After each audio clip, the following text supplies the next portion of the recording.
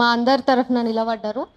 ఈరోజు పొద్దుగాల record రాస్తుంటే vulnerable communities అని ఒక పదం గురించి రాస్తున్నా నేను. ఆంధ్రతో పోల్చుకుంటే ఆంధ్ర చేసే ఆధిపత్యానికి తెలంగాణ అనేది కూడా ఒక వల్నరబుల్ కమ్యూనిటీ, ఒక వల్నరబుల్ స్టేట్ అని చెప్పొచ్చు. ఎందుకు? ఆంధ్ర వాడు ఏడ దొరుకుతాడా, ఏ కీలు కాకీలు విరుస్తున్నట్టుగా ఎక్కడ దొరుకుతా అక్కడ దోపిడీ చేయడానికే ప్రయత్నం చేస్తున్నాడు. అది సాంస్కృతికంగా కావచ్చు, సామాజికంగా కావచ్చు, రాజకీయంగా కావచ్చు, ఆర్థికంగా కావచ్చు.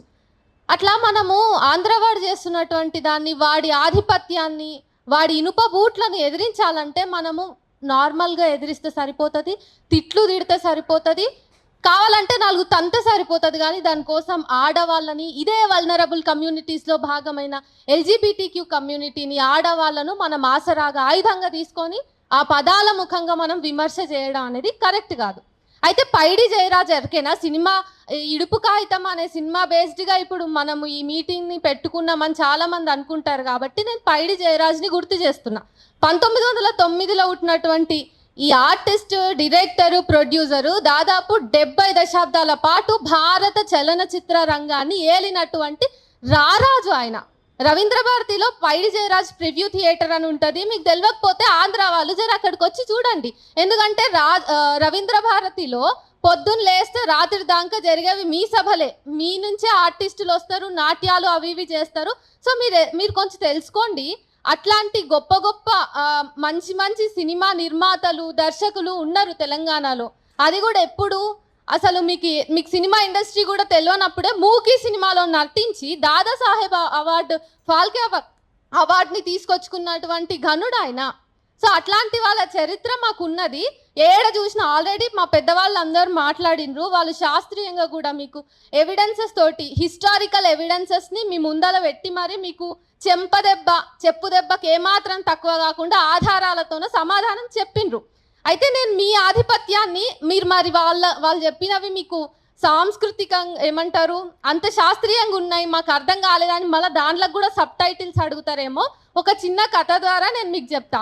ఇప్పుడు 2 అన్నదమ్ముళ్ళు ఉంటారు. ఒక తండ్రికి అన్ననేమో బాగా అమాయకుడు, తమ్ముడేమో చాలా కన్నట్టిగా ఏడ దొరికితే ఏడ అన్నను మోసం చేద్దామా అనేటటువంటి మనస్తత్వంతో తమ్ముడు ఉంటాడు. వాళ్ళ నాన్న చచ్చిపోతూ ఒక 2 ఆవులు, కొంత భూమి, ఆ తర్వాత ఒక మామిడి తోట ఇస్తాడు. తమ్ముడు చాలా తెలివైనోడు కదా. అన్నకి ఏం చెప్తాడంటే, అన్న ఆవులకు ముందు భాగమేమో నీది, వెనుక భాగమేమో నాది. నాన్న నన్ను అన్ని సమానంగా పంచుకోమన్నాడు కదా అంటాడు. మామిడి తోటలనేమో అన్న మీది భాగం నాది, కింది భాగం నీది అని అంటాడు. అయితే కొంచెం కాలం గడుస్తుంటే ముందల భాగం ఏమో అన్నది, వెనక భాగం తమ్ముంది. అయితే పాలేమో తమ్ముడు విండుకుంటాడు. ముందల మేతేసుడు, దానబెట్టుడు ఇవంతానేమో అన్న చేయాల్సి వస్తుంది. అరే ఇదేంది ఇట్లా మోసపోయినా నేను అనుకుంటాడు. మామిడి చెట్టు విషయానికి వస్తే పైన భాగం మొత్తం తమ్ముంది, కింది భాగం అంతా అన్నది కదా. నీళ్లు పోయాల్సిన బాధ్యతనేమో అన్నకైతుంది, పండ్లు తినాల్సిన బాధ్యతనేమో తమ్మునికి అవుతుంది. అరే ఇట్లెట్లయితుంది కాదు, పోనీ భూమి విషయంలో నేను జాగ్రత్తగా పడతా అని చెప్పేసి ఆ సార్ తమ్మునికి ఏం చెప్తాడంటే, తమ్ముడా నేను ఈసారి పైన భాగం తీసుకుంటా, భూమి విషయంలో నువ్వు కింది భాగం తీసుకో అంటే, ఆ తమ్ముడు తెలివిగా ఏం చేస్తాడు, ముందే ఎక్కువ తెలివితేటలు ఉన్నాయి కదా, వాడు పల్లీలు వేస్తాడు. పల్లీలు వేస్తే ఏమవుతుంది, వేర్లలో వండుతుంది, కింద వండుతుంది కదా, అండర్ గ్రౌండ్లో పండుతుంది కదా. సో కింద వచ్చిన పంట అంతా తమ్ముడు తీసుకుంటాడు, పైన ఉన్న ఆకులు అలములు ఏమో అన్న తీసుకోవాల్సి వస్తుంది. సో ప్రతి దగ్గర అన్న మోసపోయిండు, అన్న అమాయకుడు అయ్యిండు. కానీ అన్నకు పౌరుషం కూడా ఉంటుంది కదా. ఆంధ్ర వాడు తమ్ముడు వాడు కూడా ఇక్కడ తెలంగాణ విషయంలో అదే దగా చేసిండు. నాకు ఇక్కడ ఇంతకుముందు పాశం యాదగిరి సార్ మాట్లాడుతూ కొన్ని పదాలు గుర్తు చేసినప్పుడు నాకు కూడా కొన్ని పదాలు గుర్తు చేయబుద్దయినాయి. మా తాతమ్మ అంటే మా తాత వాళ్ళ అమ్మ. నేను చిన్నగా ఉన్నప్పుడు తాతిళ్ళు దొరకలేవా బిడ్డ, ఇంకా వస్తలేవు అని ఫోన్లో మాట్లాడేది. తాతిళ్ళు అంటే ఏంటిది, సెలవులు. బిడ్డ పైతాపులు వేసుకో బడికి టైం అవుతుంది అనేది. పైతాపులు అంటే సాక్సులు. ఆ రోజు నేను వాళ్ళ ఊర్లో కూడా కొన్ని రోజులు చదువుకున్నప్పుడు రోజు స్కూల్కి పోతుంటే రూపాయి ఆటన్న అట్లా ఇచ్చేది. ఆ పైసలు ఇచ్చినప్పుడు ఏమనేది, బిడ్డ దుడ్లు కీసలు వేసుకో భద్రం అని చెప్పేది. కీస అంటే జేబు, దుడ్లు అంటే పైసలు. సో ఇంత సొగసైన భాష మనకున్నది. ఇట్లాంటి భాషను వాడు ఒకవేళ ఇడుపు కాగితం అంటే ఏందో తెలియకపోతే జస్ట్ ఆ పోస్టర్ పెట్టి ఈ ఇడుపు కాగితం అంటే ఏంటిదో నాకు తెలియదు, పదం ఏదో విచిత్రంగా ఉంది, మంచిగా ఉంది, ఎవరికైనా తెలిస్తే చెప్పండి అని కూడా అడగొచ్చు వాడు. కానీ మరీ అంత హేళనగా అడగాల్సినటువంటి అవసరం మనకి లేదు. ఇట్లా చాలా ఉన్నాయి. కటికెయ్యి అంటారు. కటికెయ్యి అంటే ఏంటిది? మీటర్ నొక్కు అని ఆంధ్రాలో చెప్తారు, స్విచ్ ఆన్ చేయని మనం చాలా పాజ్గా మాట్లాడతాం. ఇట్లాంటివి ఎన్ని ఉంటాయి అసలు? చాలా పదాలు ఉన్నాయి. అయితే కూనం పట్టినవా అంటారు, అంటే గుర్తు పట్టినవా బిడ్డ అని అర్థం. సరే, ఇదంతా పక్కన పెడితే ఆడ ప్రొడ్యూసర్ కూడా మనోడా? ఏమైనా ఆంధ్రోడే పైసలు పెడతాడు, ఆంధ్రోడే మన మీద సినిమా తీస్తాడు, మనని ఇట్లా భాష మీద రెచ్చగొడతాడు. చివరికి పైసలన్నీ వాళ్ళ జేబులకే పోతాయి, ఎమోషన్స్ అన్నీ మనవి హట్ అవుతాయి, మనం హట్ అవుతాం, మన భాష హట్ అవుతుంది, మన అస్తిత్వం దెబ్బతింటుంది. మళ్ళీ మనము సంస్కృతి నుంచి చరిత్రను తవ్వి తీసి మళ్ళీ వాళ్ళకి చదువు చెప్తాం. అయినా కానీ ఈ చదువు వాళ్ళకి ఎక్కదు. మళ్ళీ మన అమ్మలను, మన భార్యలను, మన చెల్లెళ్ళను తిట్టుకుంటూ వస్తారు వాళ్ళు. ఇదేం సంస్కృతి? ఆల్రెడీ అన్న చెప్పిండు భోగం వాళ్ళు అని చెప్పేసి. చూడండి, అక్కడున్న ఆడవాళ్ళ గురించి కూడా అక్కడ పండగలు జరుపుకున్నప్పుడు మనమే ఖండిస్తాం.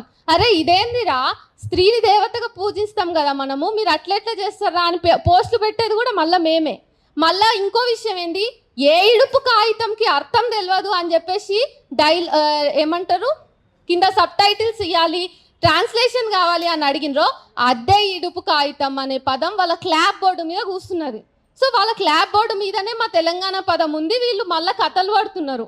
ఇట్లాంటి కథలు పడేట వాళ్ళ కాళ్ళు ఇరగొట్టాలా, లేకపోతే నెత్తి మీద కూర్చోబెట్టుకోవాలా? రేవంత్ రెడ్డి ఏమో నెత్తి మీద కూర్చోబెట్టుకుంటా అని చెప్పేసి అంటున్నాడు. తెలంగాణ అనేది చాలా వైవిధ్యమైనటువంటి ప్రాంతం. ఇక్కడ ఉండేటటువంటి పదాలు చాలా ఉర్దూ అంటారు. ఉర్దూ అనే కంటే కూడా తెలంగాణలో మనం మాట్లాడే ఉర్దూ పదాలన్నీ దక్కనీ ఉర్దూ. ఉర్దూలు అనేది ఒక ప్రత్యేకమైనటువంటి భాష. సో ఈ దక్కనీ ఉర్దూ, తెలుగు పదాలు, అలాగే పర్షియన్ పదాలు, హిందీ పదాలు ఇవన్నీ కలిస్తే తెలంగాణ భాష సొగసైన భాష. ఇట్లాంటి భాషను అవహేళన చేయాలనుకున్న వాళ్ళని మేము చాలా వరకు సమాధానాలు చెప్తూనే ఉన్నాము. అయితే రాయలసీమ విషయం, లాస్ట్ ఇయర్ నేను రాయలసీమకు పోయిన ఒక గ్రౌండ్ రిపోర్ట్ కోసం. పోయినప్పుడు అరే ఇంత దూరం వచ్చినా 3 రోజులు ఉంటున్నా కదా, లోకల్గా ఎవరైనా ఆర్టిస్టులు ఉంటే, జానపద కళాకారులో లేకపోతే ఉద్యమాలప్పుడు వాళ్ళకి నీళ్లు లేకుంటాయి కదా, సాగునీటి పారుదల విషయంలో వాళ్ళు ఒక సమితిగా ఫామ్ అయినరు. ఆ ఉద్యమంలో పాటలు పాడేటోళ్ళని పట్టుకొని ఇంటర్వ్యూ చేద్దామని వెతికితే రాయలసీమలో ఒక్కరు కూడా దొరకలేరు, ఒక్క కళాకారుడు కూడా దొరకలేదు. వాళ్ళ సంస్కృతి మీద, వాళ్ళకి జరుగుతున్న అన్యాయాల మీద, కనీసం అన్యాయాలు పక్కకు పెట్టండి, అక్కడున్న కరువు మీద పాట పాడేటోళ్ళు కూడా లేరు. కరువు ఏమైనా ఇప్పుడు వచ్చిందా? ఎప్పటి నుంచో ఉంది కదా. రాయలసీమ అంటేనే కరువు ప్రాంతం కదా. సో వాళ్ళ సొంత అస్తిత్వం మీద వాళ్ళు దానికోసం పాడుకోవడానికి, రాసుకోవడానికి కూడా వాళ్ళకి అంత చైతన్యం లేదు. అత్యంత చైతన్యం కలిగినటువంటి వాళ్ళని మన మీద వాళ్ళు ఎప్పుడు నీలుగుకుంటే 4 రాళ్ళు ఇగ్గే ప్రయత్నం చేస్తారు. మళ్ళీ ఇప్పుడు నేను రాళ్ళు ఇగ్గే అంటే కొంతమంది హట్ అవుతారు. ఇగ్గు అంటే గుంజడం కాదు, మా పాలమూరు భాషలో ఇగ్గు అంటే విసరటం, మీరంతా ఇగ్గు అంటే లాగడం అనుకుంటారు.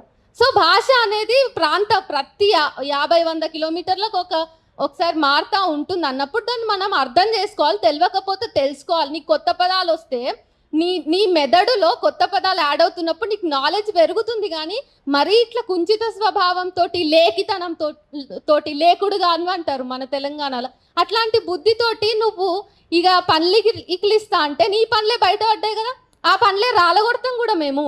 ఎందుకంటే కొంతమంది తెలంగాణ వాదులు, కొంతమంది తెలంగాణ మేధావులను పట్టుకొని ఆంధ్రాలో ఉన్నటువంటి కులం కంపుగాళ్ళు, రొంపుగాళ్ళు ఏమంటున్నారంటే, తెలంగాణ వాదం అంట తెలంగాణ వాదం అంట మొగోడి పురుషాంగం అంట, అది అవసరమైనప్పుడు లేవాలి, కానీ 24 గంటలు తెలంగాణలో లేపుకొని తిరుగుతుండ్రు, చేతిలో పట్టుకొని తిరుగుతుండ్రు. ఇంత నీచంగా మీరు తెలంగాణ వాదాన్ని అంటున్నారంటే అంటే తెలంగాణలో ఉన్నటువంటి పాలకవర్గం ఏం చేస్తున్నది, లేకపోతే ప్రతిపక్షం ఏం చేస్తున్నది, తెలంగాణలో ఉన్నటువంటి నాయకులు ఎక్కడ పోయినరు? ఇంత అసహ్యకరం, ఎంత అసభ్యకరంగా ఉంది ఇది. నేను ఈ మాట మాట్లాడుతుంటే ఎంత జుగుప్సాకరంగా ఉన్నది. ఇట్లాంటి పదాలతోటి తెలంగాణ వాదాన్ని, ఇక్కడ ఉద్యమ స్ఫూర్తిని, ఇక్కడ చైతన్యాన్ని మీరు పట్టుకుంటారా? ప్రతిసారి వచ్చి గెలికేది మీరు, గెలికి మళ్ళీ ఇట్లాంటి బూతులతోటి పోలిస్తే మా పోరాట పటిమను ఎవడుకుంటాడు? ఏదో రోజు 2 చెప్పులు పట్టుకొని ఎడమ చెప్పుతో ముఖ్యంగా తంతరు. అట్లాంటి పరిస్థితి తెచ్చుకోకూడదు అంటే బుద్ధి తెచ్చుకోండి ముందు. ఆంధ్ర వాళ్ళు తెలంగాణ అమ్మలాగా ఆదరిస్తుంది, కానీ అమ్మకు కూడా కోపం వస్తుంది అనేది ఆంధ్రుడు మరవద్దు.